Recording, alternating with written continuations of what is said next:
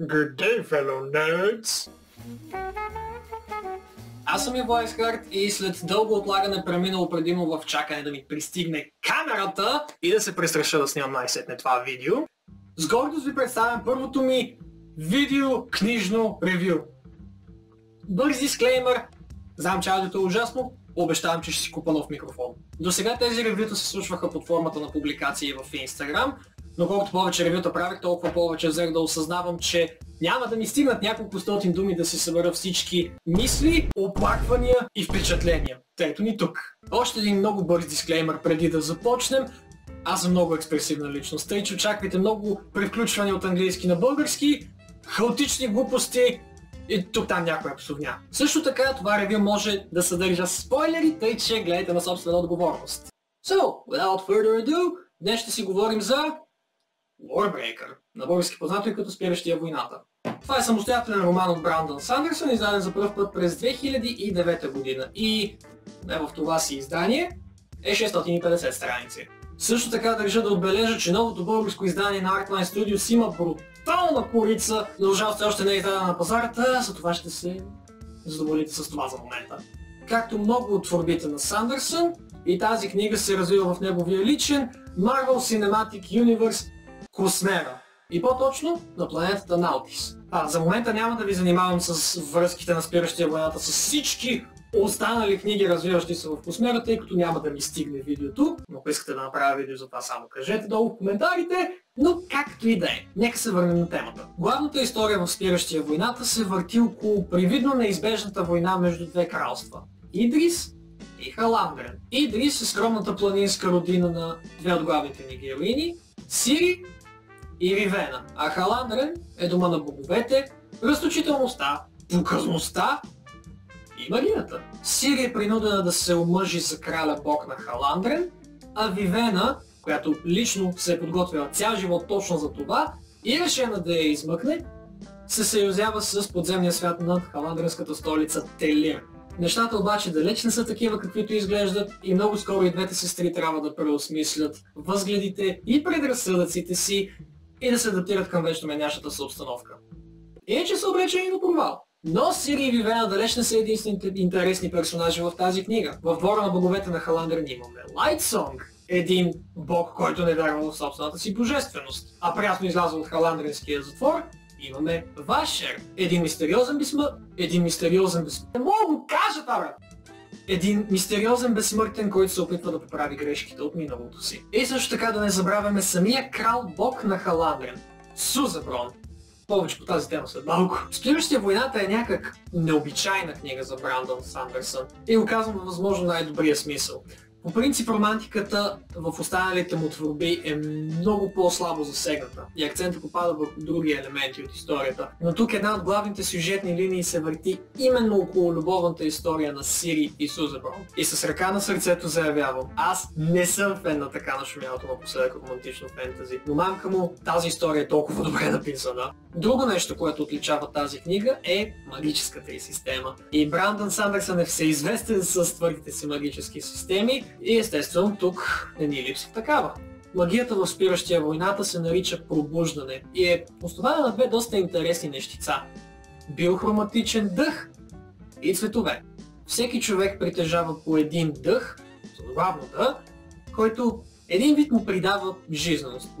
Повече цвят, ако щете. Но не го разбирайте съвсем буквално, не умираш ако този дъх ти бъде отнет. И докато сме на тази тема, този дъх може да бъде предаден от един човек на друг. И с колкото повече дихания разполагаш, толкова по-интересни неща можеш да правиш. Голямото наличие на дихания подсилва биохроматичната аура на човек. И колкото по-силна е биохроматичната ти аура, толкова по-живи и по-ярки, по-наситени, по-истински изглеждат цветовете около теб. А притегляйки тези цветове и влагайки ги заедно с диханието в неодушевен предмет, можеш да го дариш с живот. Но ще спра с описанието на магическата система до тук, защото ще навляза в много сериозни спойлери и определено не искам да ви развалям удоволствието от четенето.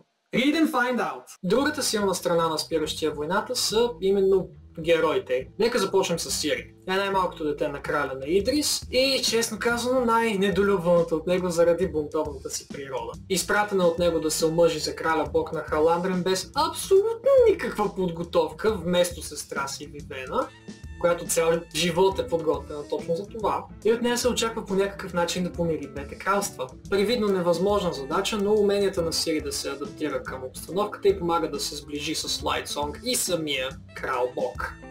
А останалото вече е историята и че read and find out. Нека сега минем на Вивена. Тя е най-голямото дете на краля на Идрис, най-голямата сестра на Сири и не е напълна противоположност. И когато малката й сестра е изпратена вместо нея да се омъжи за краля бог, жилото на ревността се обажда, но не е просто ревност. Вивена действително иска да опази малката си сестра от ужаса на дворцовите интриги в Халандрен и в същото време да открие ново чувство за принадлежност, един вид, да се почувства отново полезна в нещо, така да го кажем. И трансформацията й като герой наистина е великолепна и наистина сърцераздирателна на моменти. Но естествено, ще навлязам в твърде дълбоки спойлери.